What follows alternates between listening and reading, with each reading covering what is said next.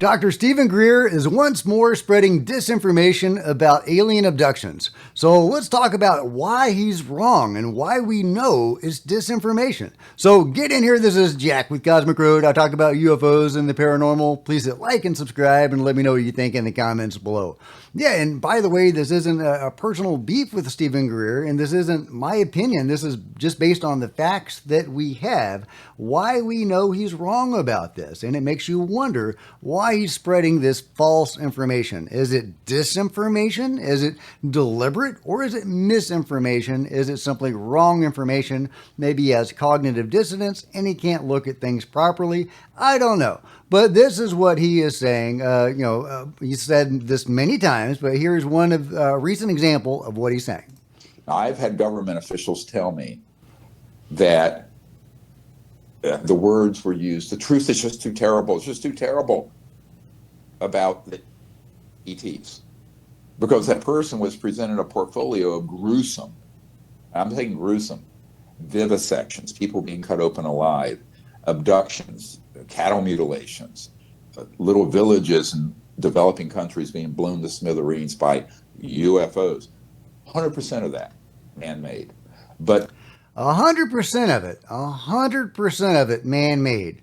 Now, I can't speak to villages being blown up, but I can speak to abductions and cattle mutilations and why they are not man-made, or at least the preponderance of them are not man-made. There are certainly my labs that is a thing, but that is a small fraction of the abduction phenomenon.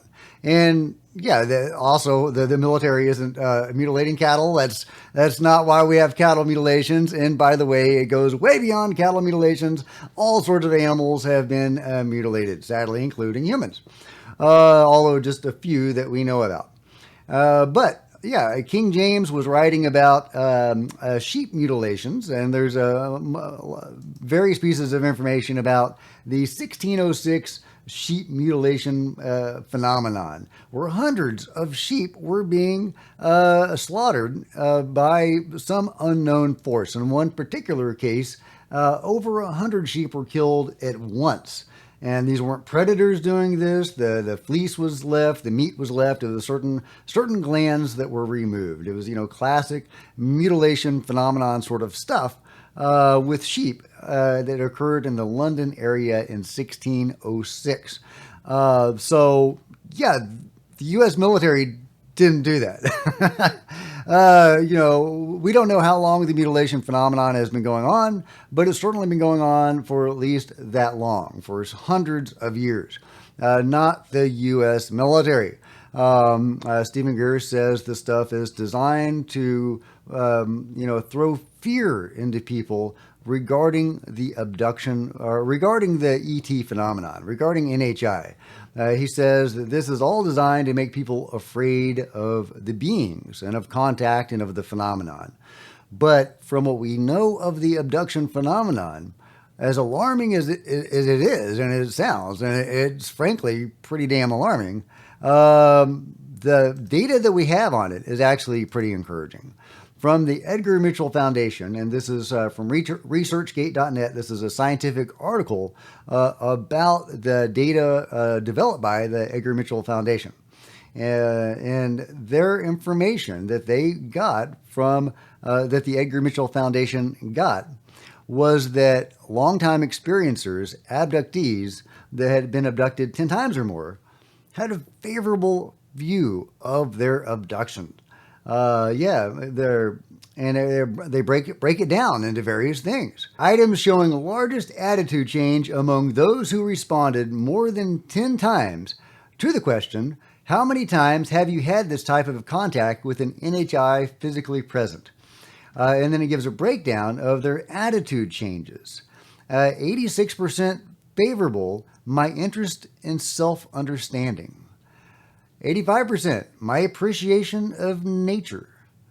85%, my concern with the welfare of the planet Earth. And we know the beings are very concerned about that. And that is something they really want people to feel, is this concern for the planet. And sometimes they're really not that nice about it.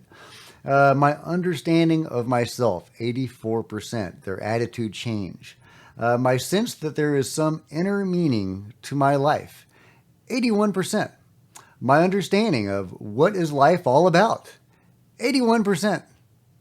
My interest in psychic phenomenon, 81%. My spiritual feelings, 80%. My concern with spiritual matters, 80%. My desire to achieve a higher consciousness, 80%.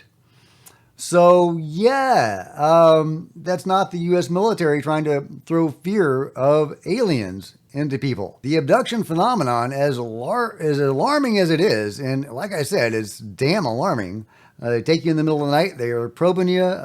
Some of these stories are pretty scary, but overall, from the available information, and we need more and better information, I'm the first to say, but from the available information, it looks like people that are longtime contactees or experiencers of the phenomenon have a favorable view of their experiences, even going so far as attitude changes and spiritual matters and self-understanding and love of the planet.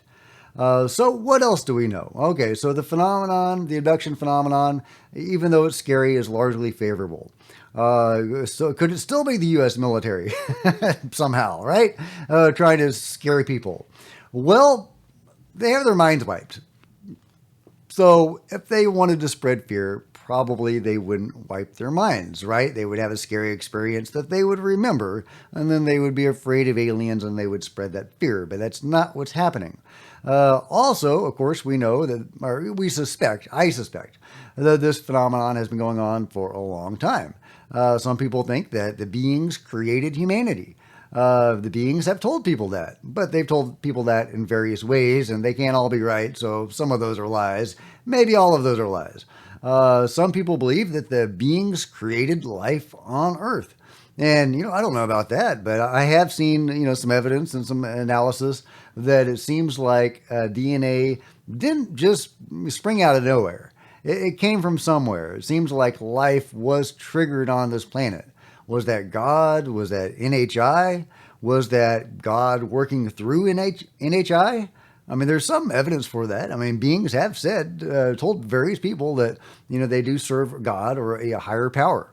So, but, again, can we rely on what the beings say? I don't know if we can. But what we do know is the Nasca mummies. That's right. The Nasca mummies appear to be human hybrids, or some of them. Maria appears to be a human hybrid, based on various DNA analyses that we've had from Maria, where she is a blend of human DNA and various simian DNA, as well as some unknown DNA. The little guys appear to be more unknown. They are more truly alien. And the little guys are egg-laying beings. Maria and Montserrat, Montserrat we know for sure would have had a live birth. The giants we don't really know about. The winged beings, I haven't seen a DNA analysis on them, but that's the thing, is that there's 5 to 7 different species of the Nasca beings that we know about. And they're all built along the same tridactyl template, even though they're all radically different from each other. Some of them would have laid eggs. Some of them would give a live birth. Some of them were tiny little guys. Some of them were giants. We only have the giant hands. We only have the 3 severed hands of the giants, but they probably were like 9 feet tall beings. Compare that to the little guys, but tridactyl. All tridactyl, all built along this tridactyl template. The giants go back to 7,000 years old. That's how old the oldest Nasca mummies dated are these giant hands. So, that means the abduction phenomenon has been going on for at least 7,000 years. If indeed these were if the Nasca beings were the products of hybridization by the abduction phenomenon. And it's a reasonable hypothesis, but of course we need more data on that. Here's why I say it's a reasonable hypothesis. We know that the abducting race of NHI like to create hybrids. That seems to be what they do, and it's another argument against Greer's theories. It's not the U.S. military creating alien hybrids. But the abducting race, they create hybrids. They also like to put implants in their abductees.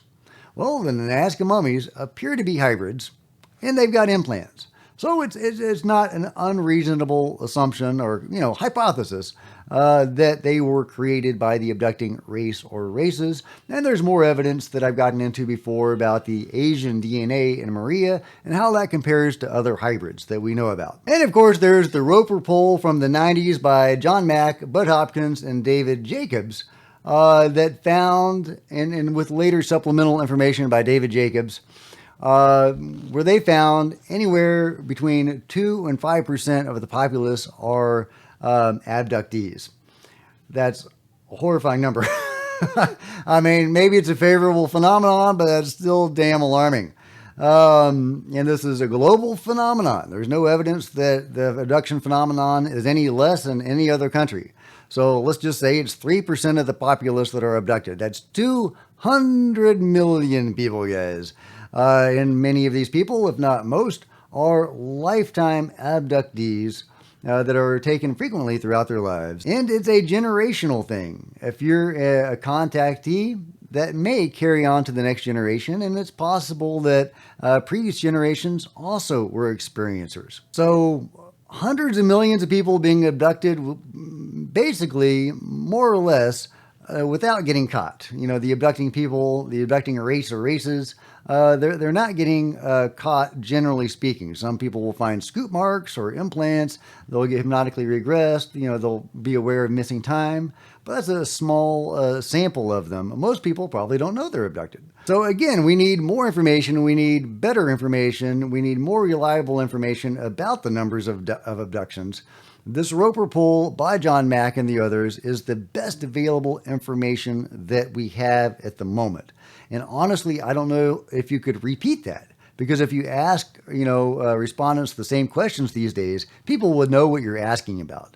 Many people, if you ask them about, missing time or scoop marks or whatever other phenomenon might be related to the abduction phenomenon, if you ask them if they experienced that, a lot of people would know what you're talking about and they would respond accordingly. They might try to prank you or whatever.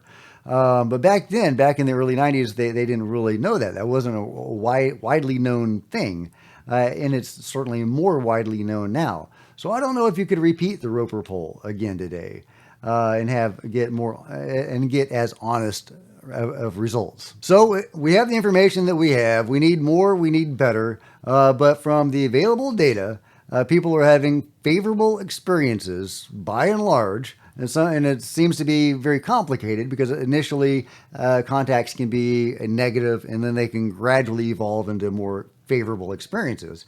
We know that the numbers, the scale of the abduction phenomenon seems from the available information to be vast. And whoever is doing this is not getting caught, generally speaking. And this is over generations, and the people are getting abducted many times a year. Not something the U.S. military would be capable of doing. 200 million people throughout the year over generations. That's just not something that is feasible for a human entity of any sort. Human organizational body, military, whatever. Nobody could do that. And it's likely the abduction phenomenon has been going on for at least a few thousand years. And we know that Stephen Greer is wrong about animal mutilations that have been going on for hundreds of years. Again, not the U.S. military. So why does Stephen Greer put out this disinformation or misinformation, whatever it is? Well, he definitely seems to have a pro-alien agenda. In his mind, and he wants other people to believe this as well, the human government is all bad and the ETs are all good. But the world and worlds don't work like that. Things are more complicated. It's shades of gray. There's good, there's bad. As above, so below. There's good ETs, there's bad ETs, and one individual ET can have a good moment and a bad moment, right? Just like people can. Things are complicated. He wants it to be simple because he wants people to love or at least not be scared of ET. And hey, I get it. I get it. I want the same thing. But I don't think you have to lie to people to get there. Yeah, my interest in self understanding, 86% had a favorable change of attitude. My appreciation of nature, 85% change of attitude. My desire to achieve a higher consciousness, 80%. My concern with spiritual matters, 80% change in attitude. So that's amazing, guys. That's amazing, guys. So there's no reason to be afraid of the phenomenon. The abduction phenomenon is scary. I certainly am not going to volunteer for that. But overall, the available data that we have doesn't suggest it's anything that we need to sow fear about, and that it certainly wouldn't be used to sow fear. And if the control group wanted us to be afraid of ETs or NHI, they could just hop on their own UFOs and blow up some cities. And they might. I mean, that is the idea of the false flag alien invasion that many people think is going to happen. And hey, it could very well be on the table. It's possible. It's a thing. Of course, it's been around for a long time, since the days of Werner von Braun. Maybe I said that name right this time. And that was decades ago, and it hasn't happened. So I'm not huge into the false flag alien, attack theory or idea, but it could be a contingency plan that could happen. Anyway, if the UFO control group wanted us to be afraid of NHI, that's what they would do, not this convoluted way of abducting hundreds of millions of people around the world for generations and teaching them about spirituality. I mean, there's abduction cases where the beings are teaching people about Jesus or how to use chakras or learn energy. This isn't the U.S. military trying to get people afraid of ET guys. But Greer's message and his mission is to make people not afraid of the phenomenon. And while I agree with that, I don't think you need to lie to people to get there. Just tell the truth. The phenomenon, although very alarming sometimes, the available data that we have suggests that it's actually not that scary. Overall, again, there are certain cases that are very, very alarming, and there are certain subphenomenons that are very alarming. And those need to be addressed, and we need to look at them open-eyed. And that's, I guess what I'm saying here is that we can't go into the phenomenon or contacts with the phenomenon with our eyes closed, with blinders on, with preconceived notions about all ETs are good and, all, people in the shadow government are bad. We know Jake Barber has come forward. He seems like a good guy. Others hopefully will come forward as well. This isn't black or white. So yeah, that's, what I have to say about that. But let me know what you guys' thoughts are in the comments below. Like and subscribe, smash, all that kind of good stuff. And I'll see you next time. This is Jack with Cosmic Road signing out.